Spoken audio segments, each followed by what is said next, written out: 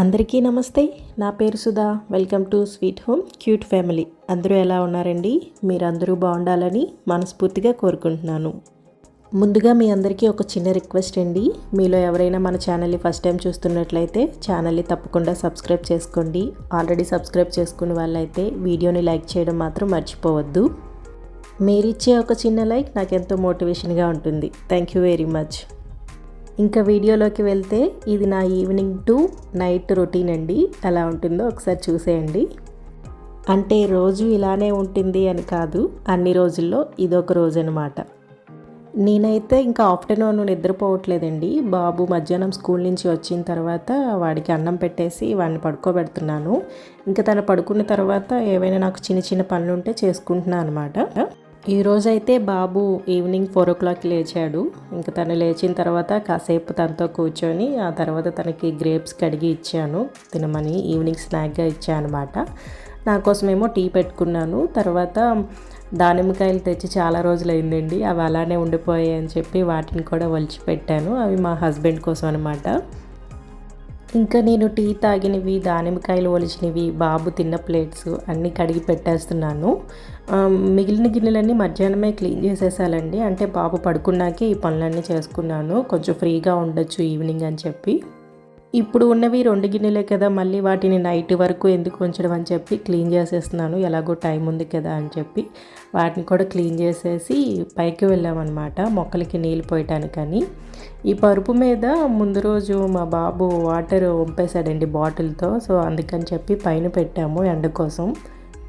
అది గాలికేమో కింద పడిపోయినట్టుంది. ఇంకా దాన్ని లేపి పక్కన పెట్టి ఉంచాను. ఇదైతే నేను మొక్కలకి రైస్ కడిగిన వాటర్ ఉంటుంది కదా, అది పోస్తున్నాను అనమాట. రోజు అవే మేము రైస్ కడిగేటప్పుడు వాటర్ ఉంచేసి అది ఈవినింగ్ కల్లా మొక్కలకి పోసేస్తారనమాట. సో ఇక నేను పోస్తున్నానని చెప్పి తనకు కూడా పోస్తానని వచ్చాడు. పిల్లలకి ఇప్పటి నుంచి నేర్పించడం కూడా మంచిదేనండి. అంటే నా ఉద్దేశం ఏంటంటే మొక్కల మీద, నేచర్ మీద కొంచెం ఇంట్రెస్ట్ పెరుగుతుంది, ఇంట్రెస్టెడ్గా ఉంటారు అని చెప్పి. రానున్న రోజుల్లో మొక్కలు అన్నీ ఉంటాయో ఉండవో కూడా తెలియట్లేదు. అన్ని బిల్డింగ్స్ వస్తున్నాయండి ఇక్కడ. నెక్స్ట్ ఒక చెట్టు నాటాలన్నా పిల్లలకి తెలియాలి కదా, నెక్స్ట్ జనరేషన్ వాళ్ళకి. సో తన్ని కూడా అందులో ఇంక్లూడ్ చేస్తూ ఉంటారన్నమాట మొక్కల విషయంలో మాత్రం.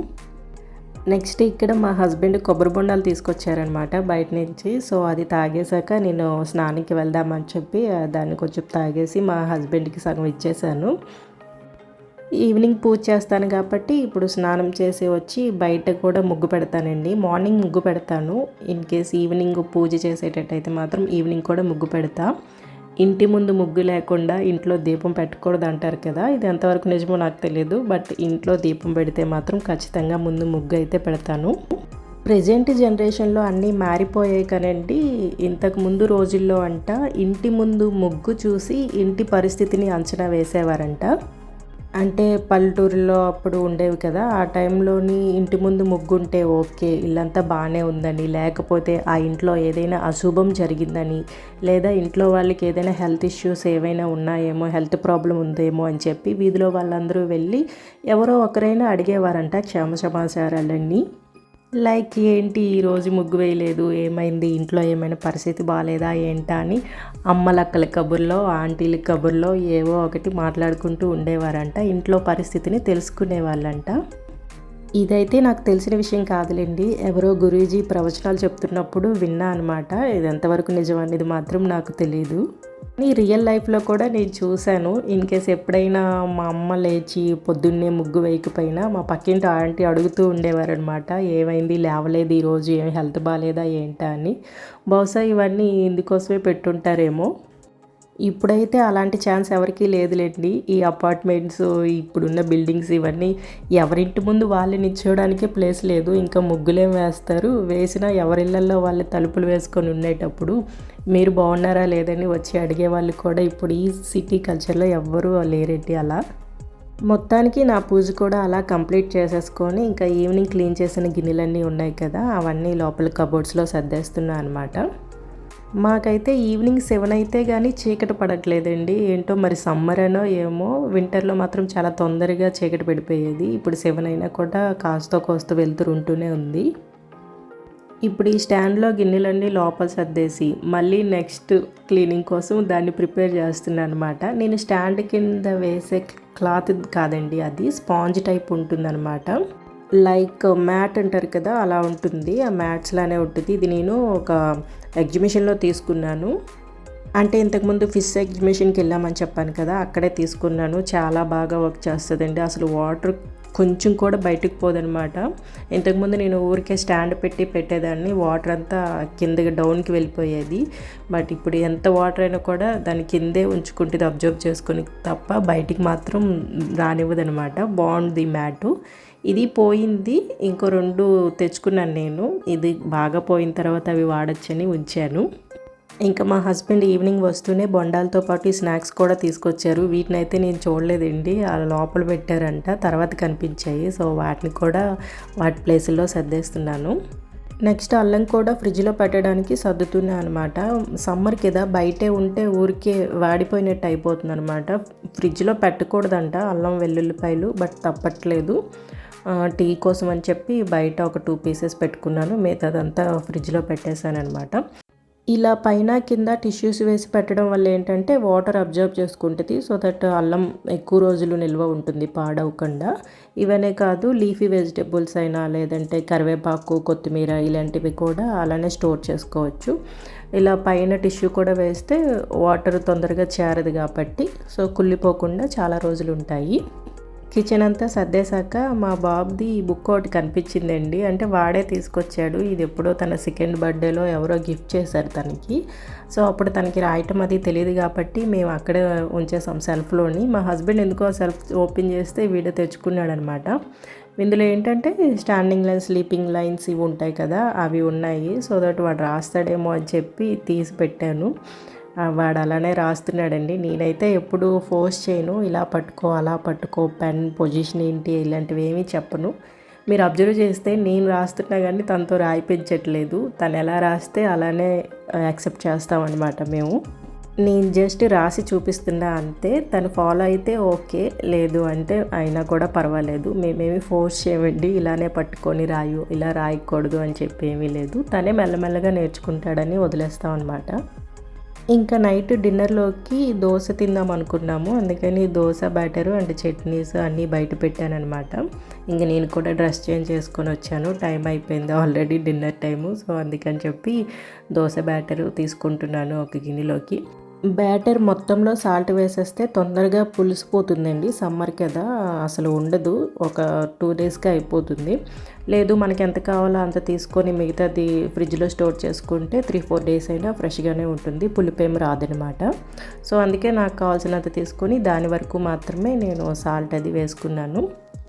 ఇక్కడ దోశలు కూడా వేసేస్తున్నాను అనమాట. మాకు దోశల మీద పెద్ద ఆంక్షలు ఏమీ లేవండి. దోశ రౌండ్గానే ఉండాలి, రెడ్గానే ఉండాలి అలాంటివి ఏమీ లేదు.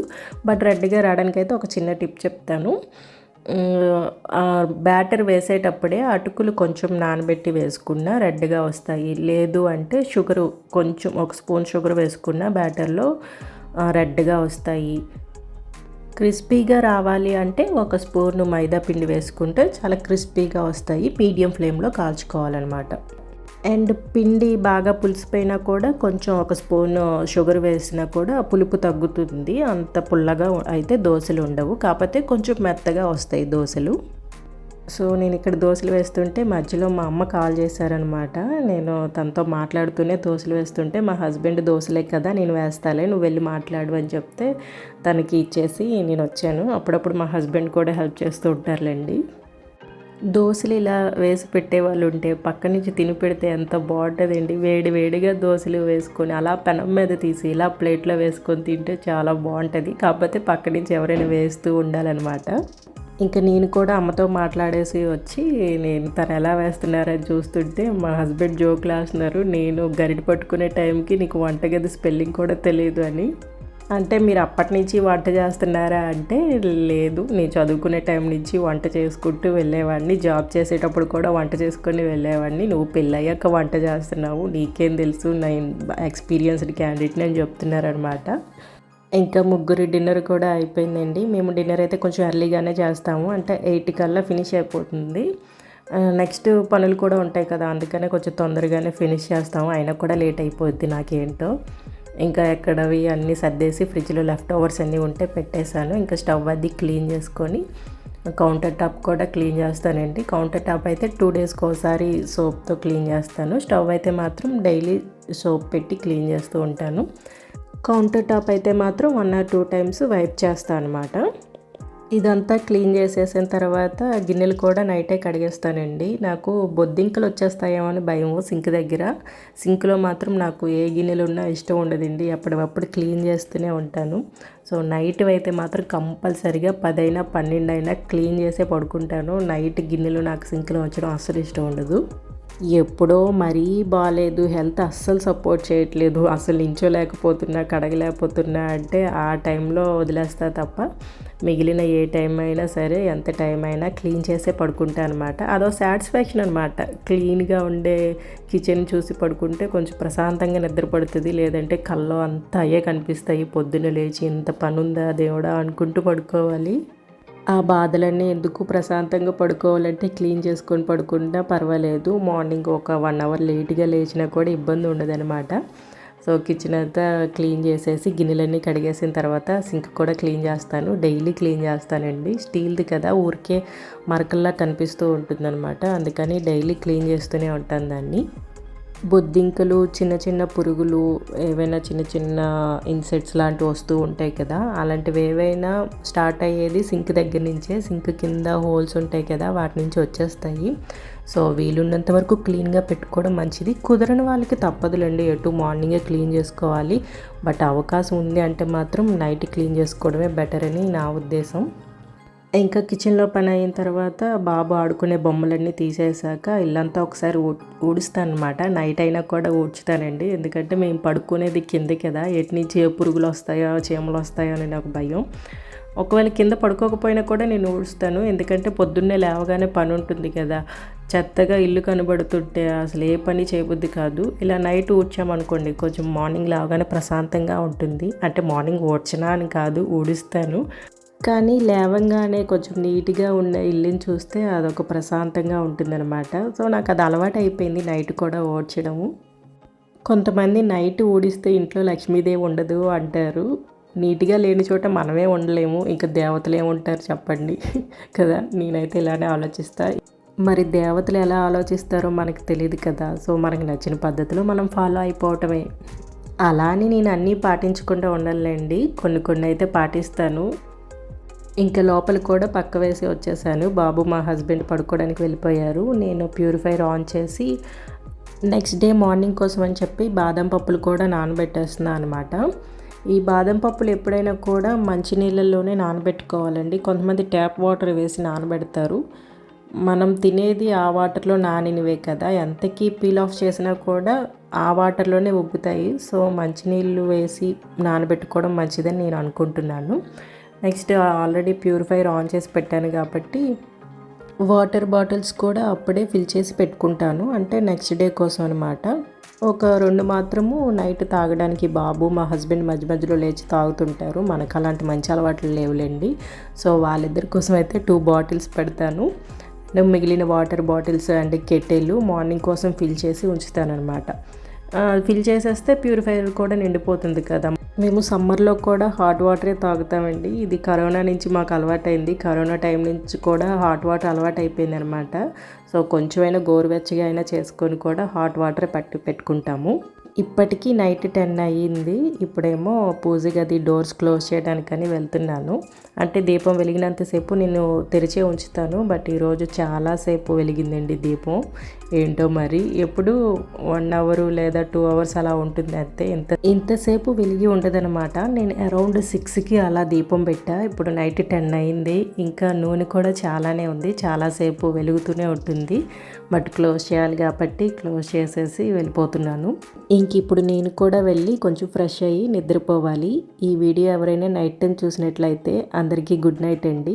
ఇక్కడితో ఈ వీడియో ఎండ్ చేస్తున్నాను. వీడియోని తప్పకుండా లైక్ చేసి మీ అభిప్రాయాన్ని కామెంట్ చేయండి. నెక్స్ట్ వీడియోలో మళ్ళీ కలుద్దాం. అంతవరకు సెలవు. Thanks for watching. Thanks for your time.